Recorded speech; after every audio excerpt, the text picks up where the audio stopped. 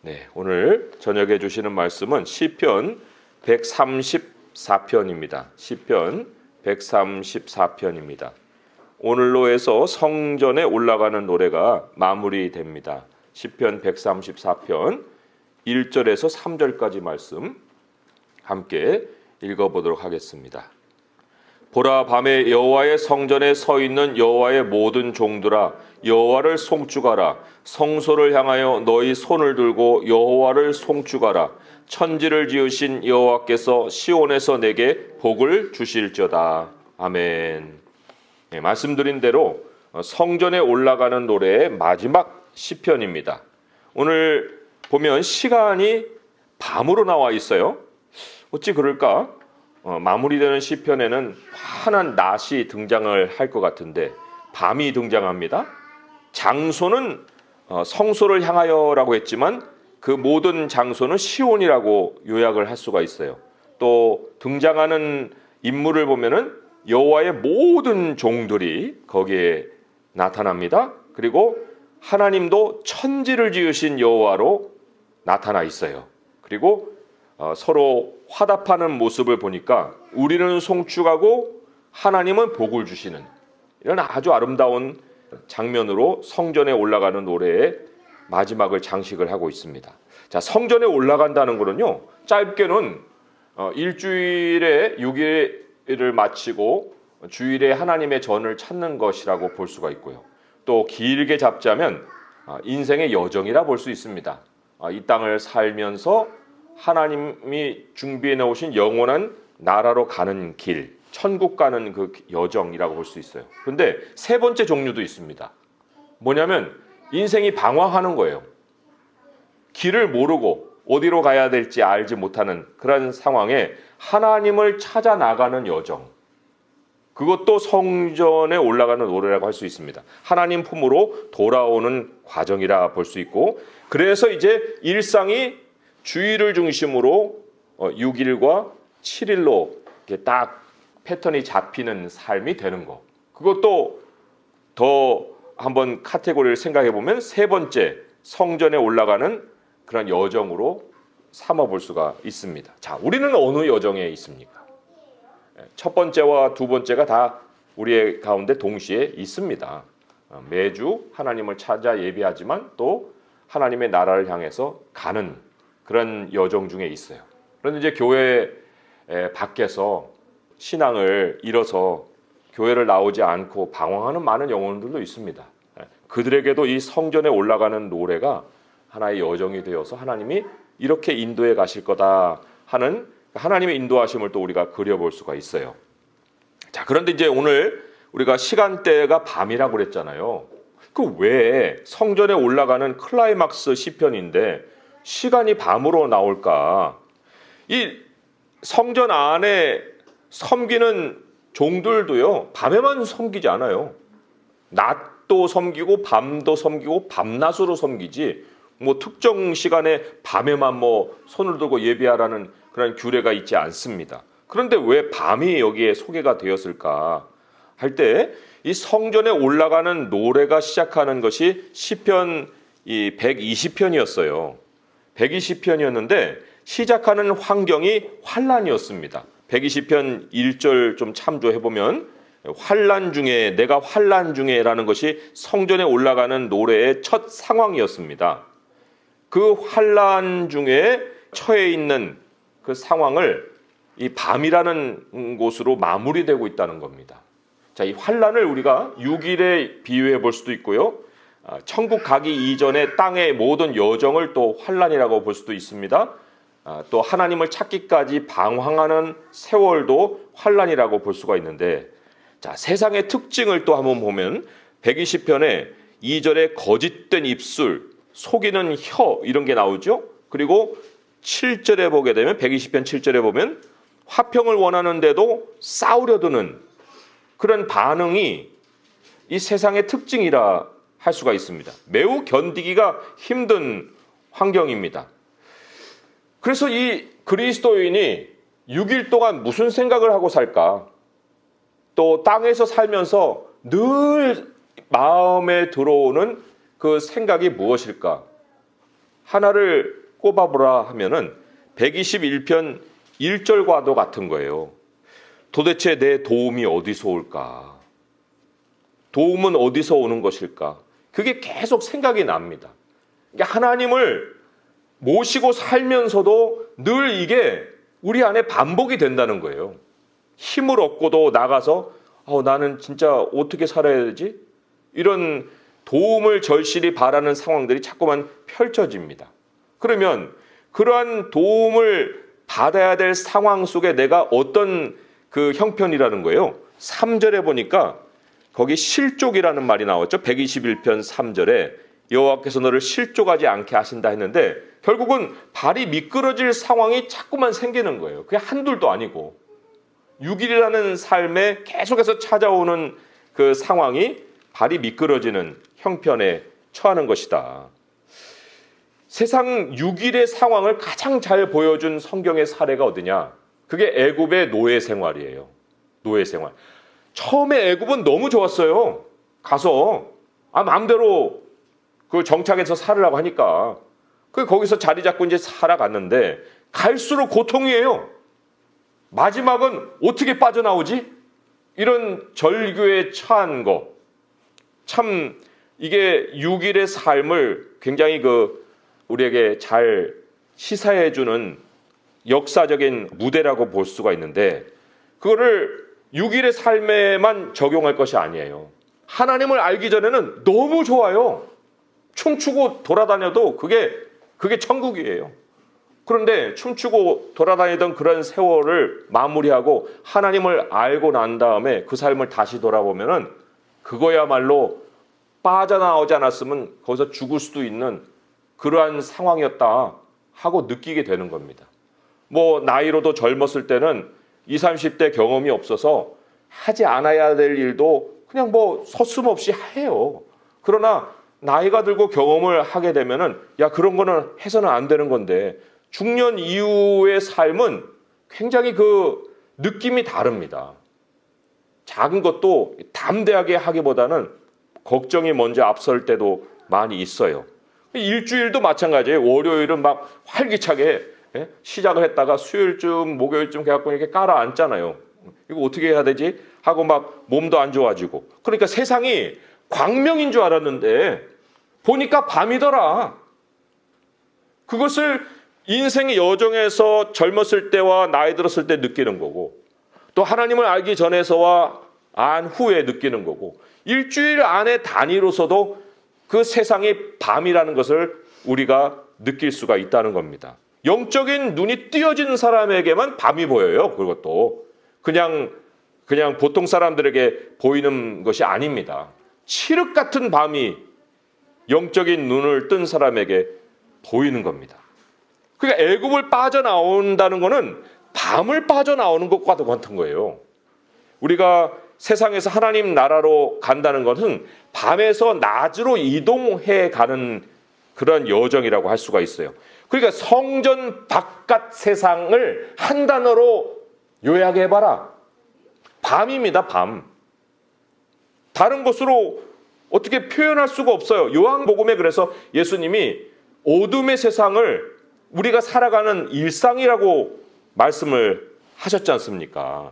여기 121편으로 다시 한번 돌아와서 왜 3절, 4절에서 하나님이 이렇게 묘사되었을까 하는 것을 한번 우리 되새겨볼 필요가 있어요. 하나님이 어떻게 소개되었느냐? 여호와께서 너를 실족하지 아니하게 하시며 너를 지키시는 이가 졸지 아니하시리로다. 이스라엘을 지키시는 이는 졸지도 아니하시고 주무시지도 아니하시는도다. 무슨 말이에요? 하나님은 밤의 안내자라는 겁니다.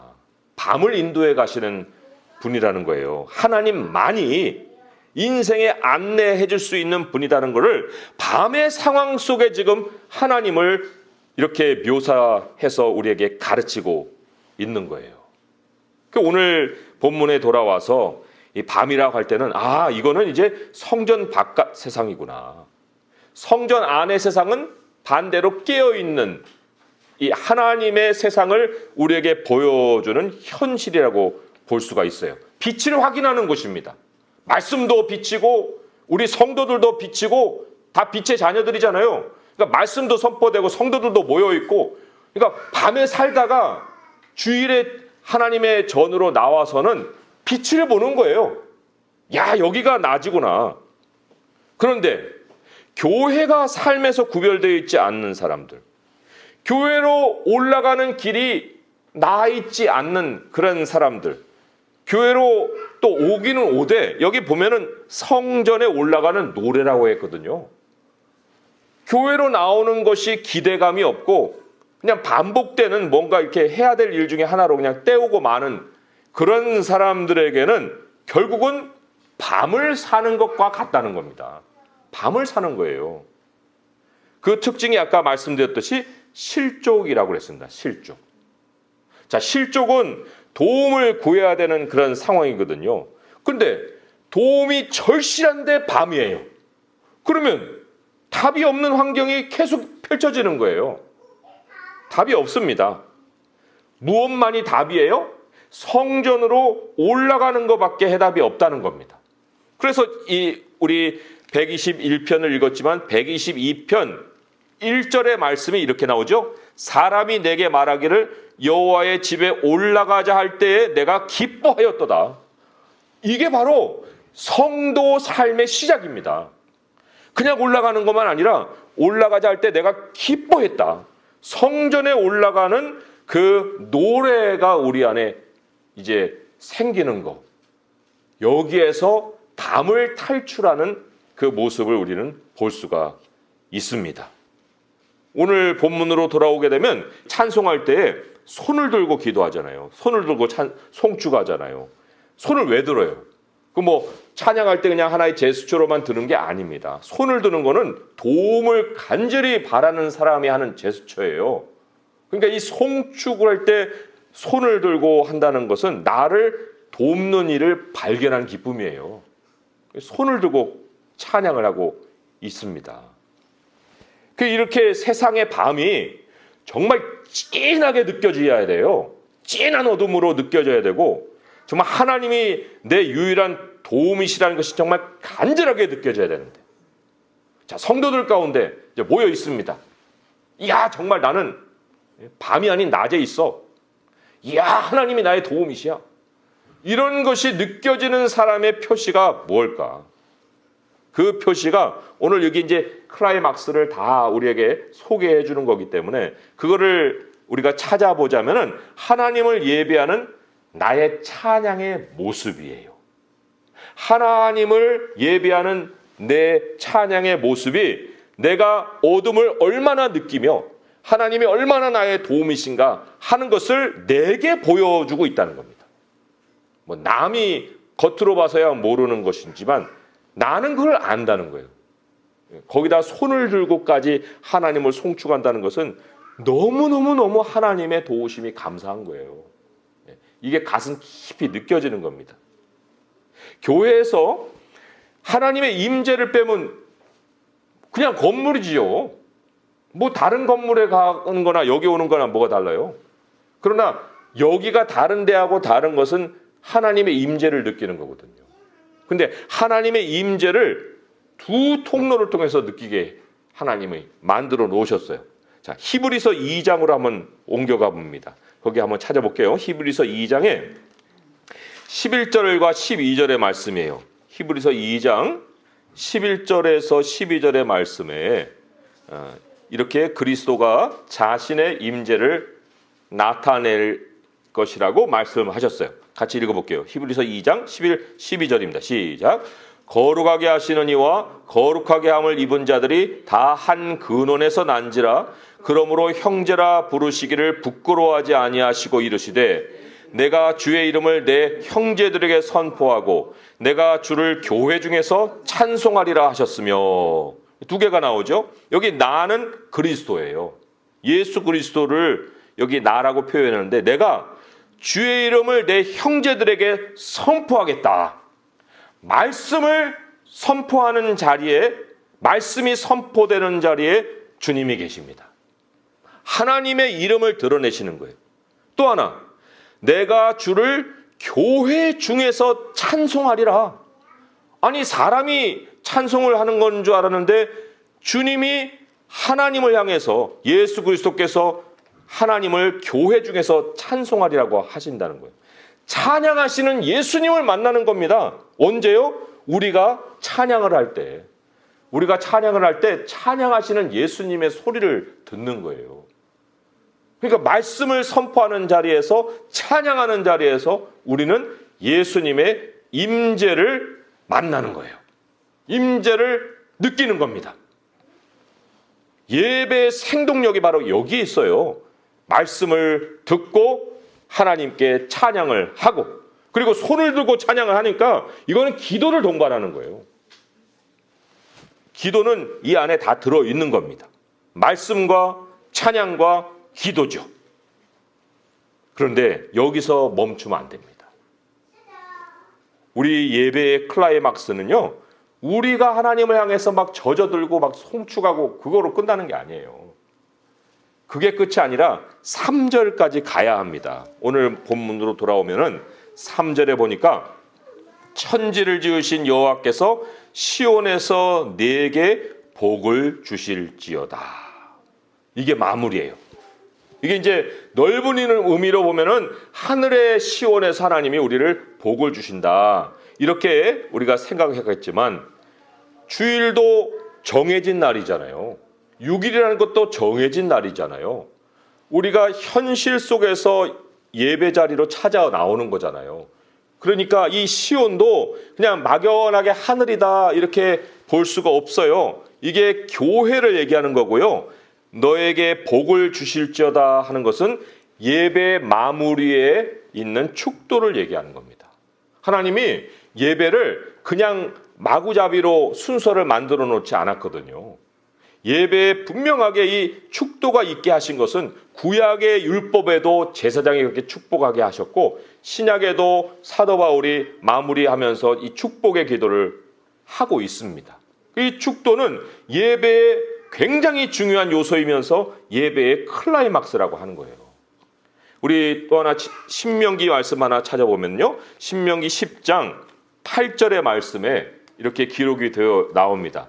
이것이 이제 레위 지파의 직분이면서 제사장 직분을 오늘날의 목사가 또 이어가고 있다고 할 때 굉장히 중요한 직분 중에 하나가 무엇인가를 가르칩니다. 신명기 10장 8절에 보게 되면 거기에 이렇게 나와 있어요. 함께 읽어보겠습니다. 신명기 10장 8절 시작.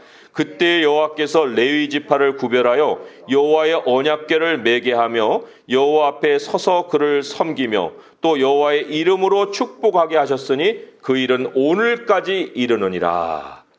오늘까지 이른다는 거는 그냥 그 당시 기록할 때까지의 오늘이 아니고 이게 계속해서 되는 것이다라는 뜻인데, 마지막에 하는 일이 여호와의 이름으로 축복하게 하셨다.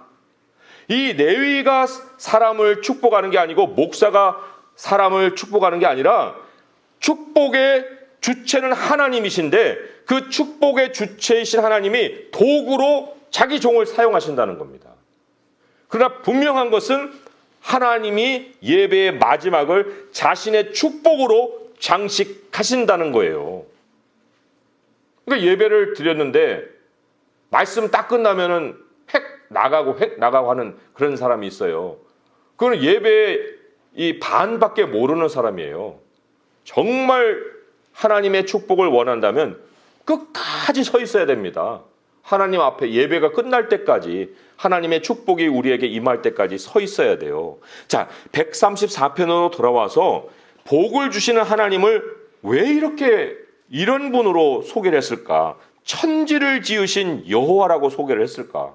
그거는 우리가 처음에 시작할 때 그 성전에 올라가는 노래 속에서 하나님이 그렇게 소개되어 있는데 121편 2절에 보면 나의 도움은 천지를 지으신 여호와라고 말씀을 했어요. 나의 도우심은.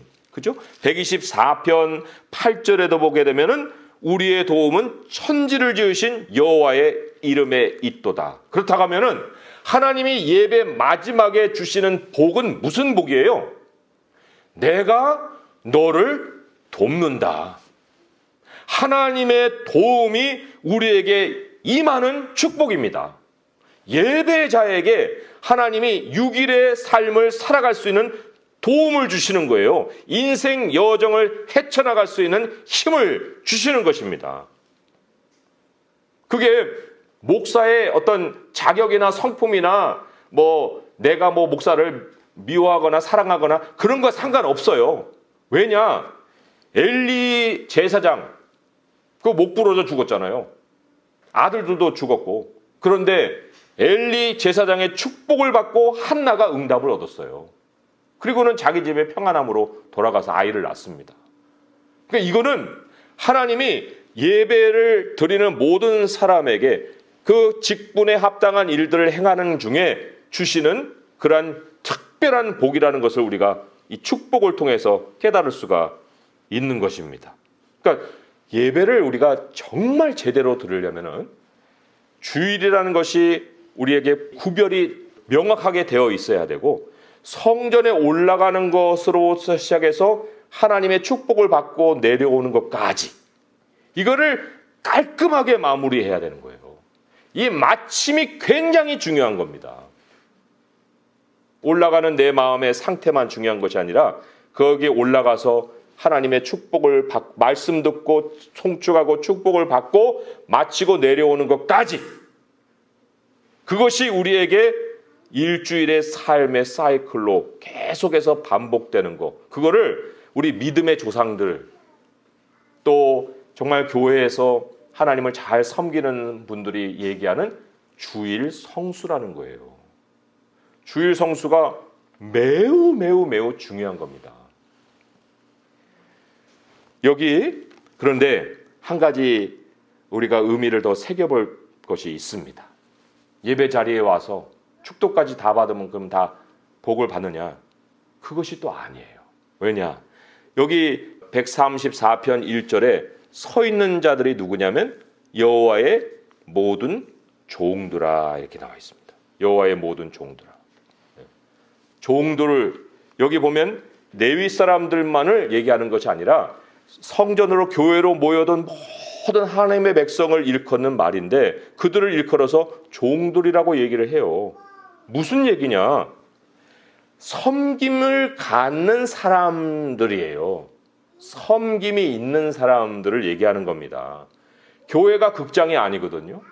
교회는 무슨 쇼핑몰이 아니에요.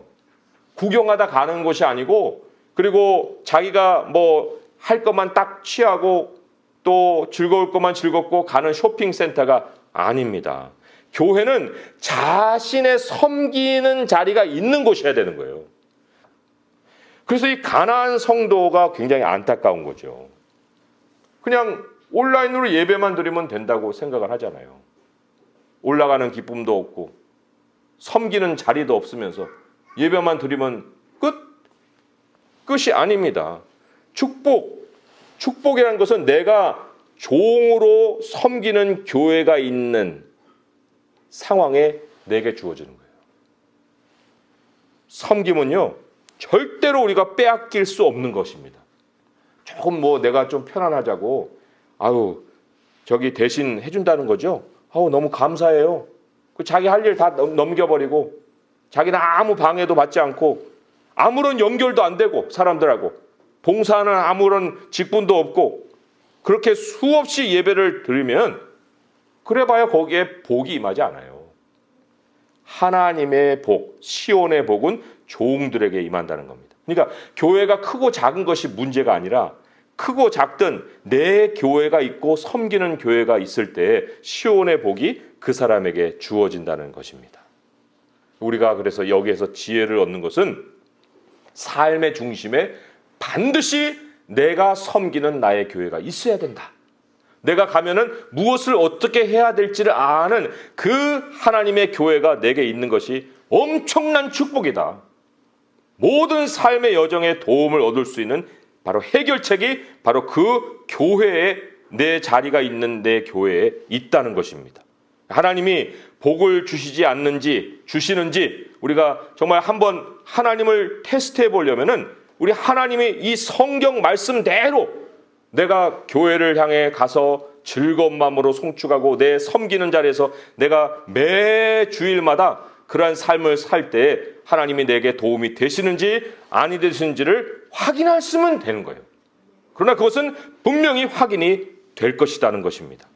우리 성도님들에게 우리 강남 새순교회 교회를 통해서 이 하나님의 도우심의 복, 하나님이 여정을 끝내실 때까지 주시는 하늘의 복이 충만하게 채워지는 그런 축복이 있기를 주님의 이름으로 축원드립니다. 기도하겠습니다. 하나님 아버지, 우리가 너무나도 현대인의 삶을 살다 보면은 내 삶의 중심이 나이고 교회는 그저 내 변두리에 하나 위치하는 그러한 정도로 전락할 때가 있습니다.